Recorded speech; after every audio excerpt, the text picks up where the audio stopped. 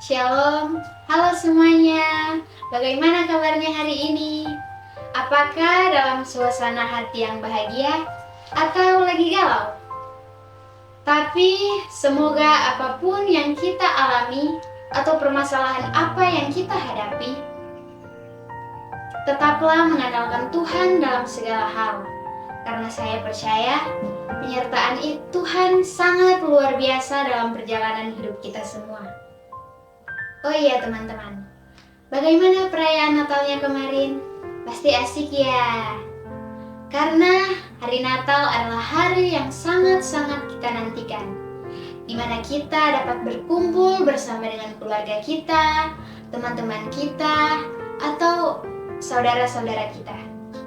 Tapi hal yang paling penting yaitu kita menyambut hari Natal dengan penuh sukacita, tanpa ada rasa dendam, iri hati, ataupun dengki.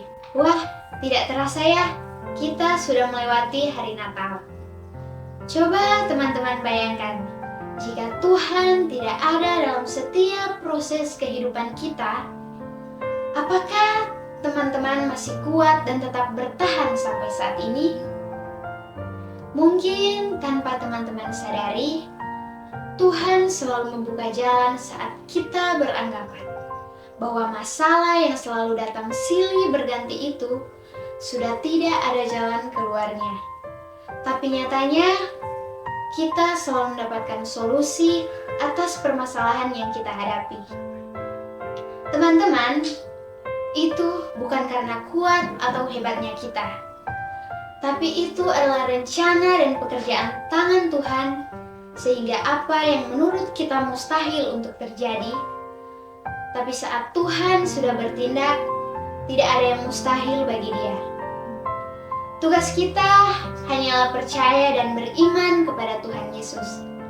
Karena ketika kita menyerahkan segala kekhawatiran kita kepada Tuhan dan berpegang pada beritanya, maka akan ada masa depan yang indah yang telah Tuhan sediakan untuk kita. Jadi, bagaimana? Apa yang teman-teman takutkan? Padahal, kunci dari setiap permasalahan hidup kita adalah percaya dan beriman kepada Tuhan Yesus. Teman-teman, perubahan apa sih yang sudah kalian rencanakan untuk tahun yang baru ini? Saya berharap teman-teman akan membuat perubahan yang terbaik ya. Contohnya, ingin merubah kebiasaan yang buruk menjadi kebiasaan yang lebih baik. Mungkin di tahun ini kita banyak kegagalan, tapi di tahun yang baru kita akan merubahnya mencoba menjadi lebih baik lagi. Atau tahun ini kita malas beribadah, tapi di tahun yang baru kita akan lebih rajin lagi untuk beribadah.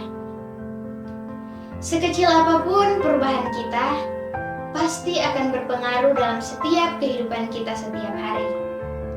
Hari esok sangatlah penting.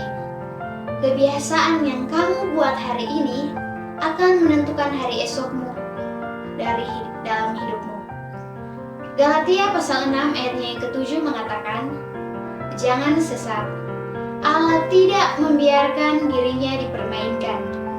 Karena apa yang ditabur orang, itu juga yang akan dituainya." Teman-teman, jika kita ingin membawa perubahan yang baik dalam kehidupan kita di tahun yang baru ini, kita harus berkomitmen dan benar-benar ingin berubah. Karena kita manusia terkadang bosan ya.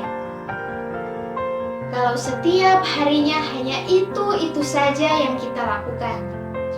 Sama halnya ketika kita memutuskan untuk menabung. Awal-awalnya memang kita selalu menyimpan uang kita untuk ditabung. Tapi lama-kelamaan, pasti kita sudah merasa bosan dan sudah malas untuk menabung. Akhirnya, tujuan kita pun putus di tengah jalan.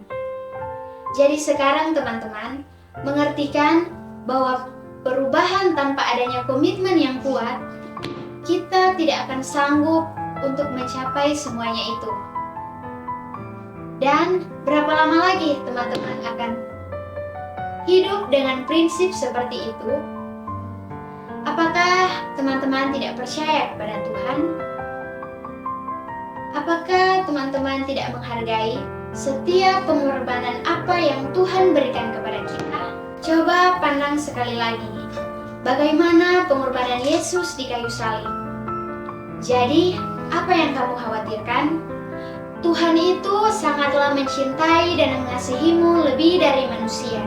Teman-teman, kertas ini sama halnya dengan kehidupan kita. Awalnya ini bersih, tidak ada celah, tidak kusut, tapi ketika kita mengisinya dengan hal-hal yang buruk, maka akan sangat berpengaruh dalam kehidupan kita. Contohnya, berbohong kepada orang tua, menyakiti hati teman, menyakiti hati guru di sekolah, akan terlebih menyakiti hati Tuhan. Jadi teman-teman, lihat kertas ini yang awalnya bersih, tidak kusut, namun ketika kita mengisinya dengan hal-hal yang buruk, akan sangat merugikan diri kita sendiri. Maka kehidupan kita akan sama seperti kertas ini yang sudah hancur. Jadi teman-teman, mengapa saya mengatakan jika perubahan tanpa adanya komitmen yang kuat, ketika kita ingin merubah perilaku kita yang buruk dan melakukan perilaku yang baik, yang tidak pernah kita lakukan akan sulit tanpa adanya komitmen. Tuhan tidak menciptakan kegagalan tanpa merencanakan keberhasilan setelahnya. One day you will be the best version of you. Teman-teman tahu jika Sadrak, Mesak, dan Abednego tidak akan pernah tahu kalau mereka akan keluar dari perapian tanpa terbakar sedikit pun. Juga Daud tidak pernah tahu kalau dia bisa mengalahkan Goliat hanya dengan menggunakan ketapel dan batu. Juga Daniel tidak pernah tahu kalau dia akan dilepaskan dari gua singa dengan keadaan hidup. Dan Musa tidak akan pernah tahu juga kalau lautan di depannya akan terbelah hanya dengan menggunakan tongkat. Itu semua karena mereka percaya kepada Tuhan, bahwa Tuhan adalah juru selamat mereka dan Tuhan sanggup membalikan keadaan yang tadinya sangat tidak mungkin mereka hadapi, tapi karena pertolongan Tuhan, sehingga semuanya sangat mungkin mereka hadapi. Semoga tahun baru ini akan membawa kita ke hal-hal yang baru, pula dengan menjadi pribadi yang lebih baik lagi. Hal-hal yang buruk di tahun ini harus juga kita tinggalkan di tahun ini, dan hal-hal yang baik akan kita capai di tahun baru ini dengan kita jalankan dengan komitmen yang kuat. Badai hidup datang dan pergi, tetapi hati yang berakar dalam iman menentukan ketenangan dan rasa aman dalam Tuhan. Apapun nanti hasilnya, banggalah terhadap setiap proses yang kamu alami. Hargai dirimu yang terus berusaha menjadi lebih baik, dan ucapkan terima kasih pada dirimu yang tidak pernah menyerah. Semua masalah ada sebabnya. Semua masalah ada solusinya. Semua masalah ada jalannya. Semua masalah ada prosesnya. Semua masalah ada jawabannya. Semua masalah ada akhirnya. Dan semua masalah pasti ada pelajarannya. Kita semua pernah salah langkah. Pernah salah ambil keputusan. Pernah salah merespon keadaan. Mungkin karena kita belum paham. Hidup tidak selalu memberi apa yang kamu minta, tetapi selalu memberimu apa yang kamu butuhkan.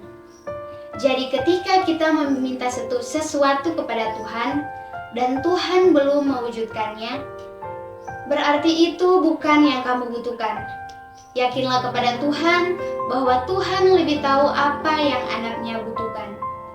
Jangan karena keinginan kita tidak terwujud, sehingga kita menggerutu dan meragukan Tuhan.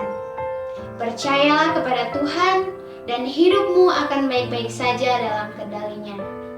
Jika kita merasa lelah dan ingin menyerah, maka berdoalah kepada Tuhan. Tuhan Yesus, hari ini aku kehilangan harapan. Ingatkan aku jika rencanamu lebih baik dari rencanaku. Semoga tahun baru akan mempertemukan kita dengan hal-hal yang baik.